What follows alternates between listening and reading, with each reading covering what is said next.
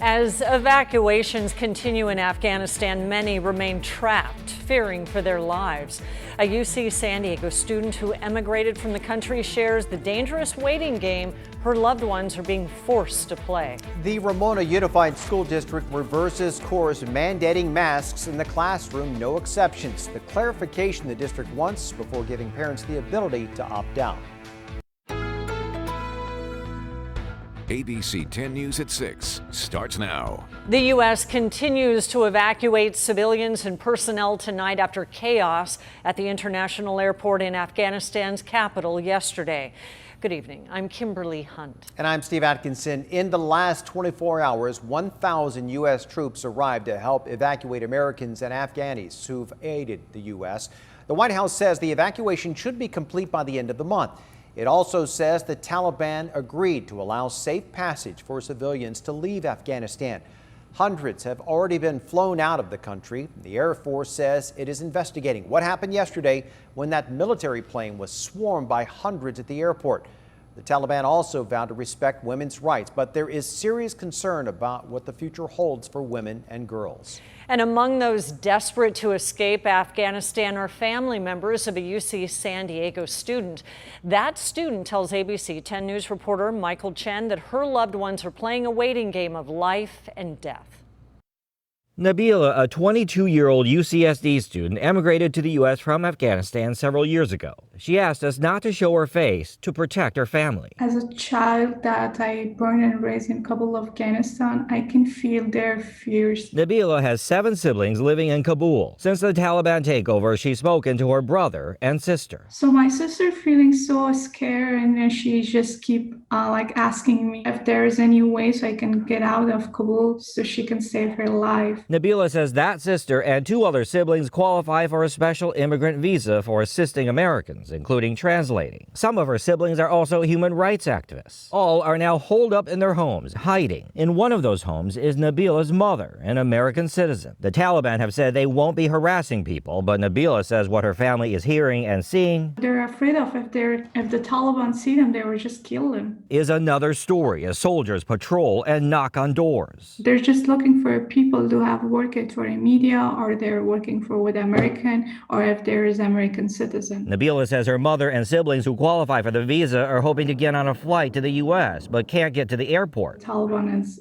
checking every checkpoint. Even if we try to get in the airport and we risk our life, what will happen? They don't take us. Days before the Taliban takeover, Nabila had started a fundraiser to buy supplies for those in Kabul that fled the Taliban. Their plight, along with others like Nabila's family, now filled with uncertainty. I'm totally freeze my mind. I can't study. I can't do anything. Michael Chen, ABC 10 News. Nabila says she's disappointed in the American plans to evacuate those who helped them, and she's disheartened with how quickly the Afghan government fell.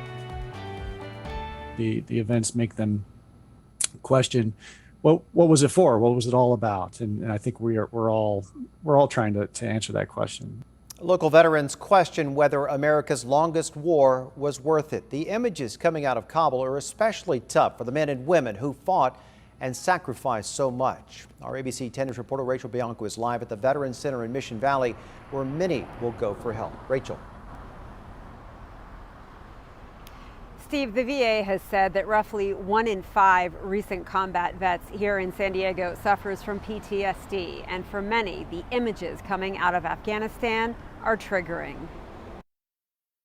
Navy Commander James Seddon posing for a picture with a little boy in Afghanistan. The retired veteran served there from 2009 to 2010. He can't help but think of these kids as he watches the collapse of Kabul. I can't say I was surprised by the events of the last couple of days, given the events of the last couple of weeks. But even so, I was a little surprised at how it affected me. It hit me a lot harder than I thought it would, and it's been very difficult to watch these scenes. Seddon is an activist for veterans and a published author living in San Diego. He doesn't disagree with the pullout of troops after 20 years, but he believes it could have been done in a more gradual way. I worry that we are making a mistake and that what comes next will ultimately be more costly than the presence we were maintaining in Afghanistan and 2018, 19, and 20. He says the focus must be on protecting our Afghan allies. People that have served over there have a good idea of what the Taliban are all about, and our hearts are breaking for the Afghan people. The Afghans deserve better than more Taliban rule. Still, he believes his fellow veterans should be proud of the work accomplished. Life expectancy and infant mortality rate and access to the internet and education, especially for girls, and healthcare access. There are hard numbers that indicate a lot of good over the last 20 years. And Seddon has concerns about national security. The last time the U.S. ignored Afghanistan, it didn't turn out too well for us. The last time the Taliban were in power, they hosted al-Qaeda, who attacked us. Will it go differently this time? We'll have to wait and see.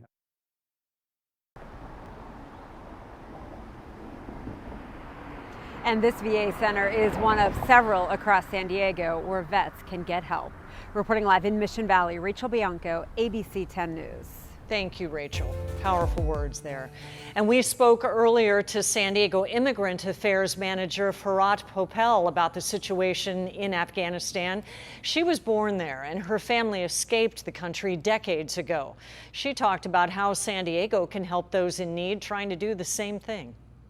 Here in San Diego, one of the most important things we can do is to welcome Afghan refugees and refugees from all over with open arms and compassionate hearts. We have a fantastic and robust Welcoming San Diego strategic plan that talks about how we can best support our immigrant and refugee community here through supporting access to education, economic opportunities, creating an inclusive environment, helping to promote civic engagement, helping to create safe and connected communities. All of those pieces are incredibly important.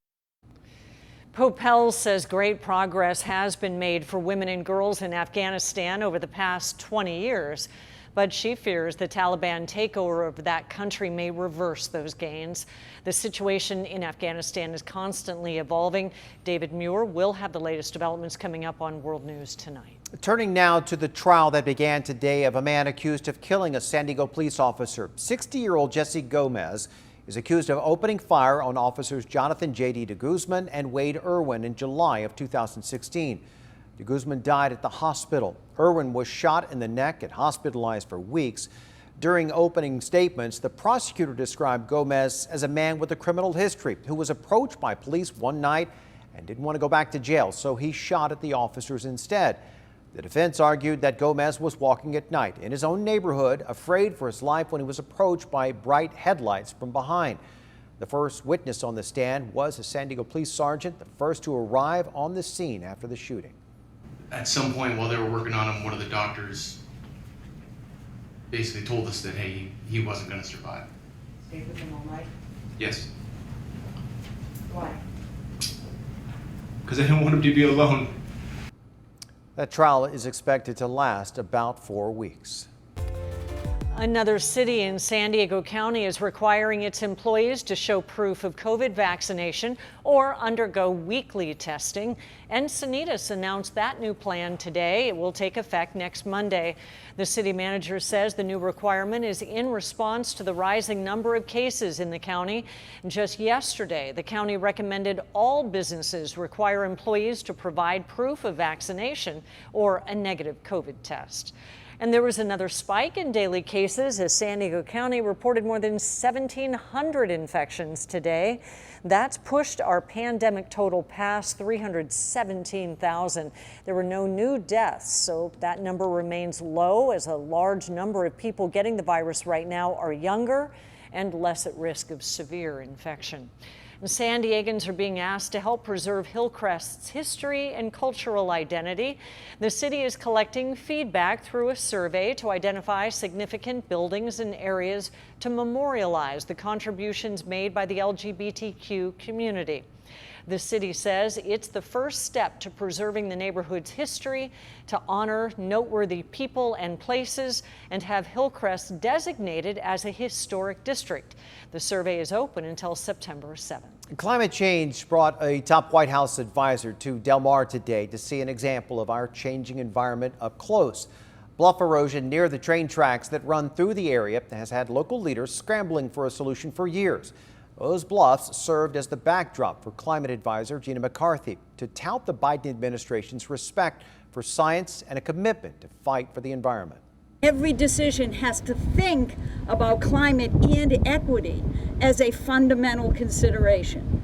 And you have a president who came in and on the first day, he didn't just rejoin Paris, but he set goals that we have to keep.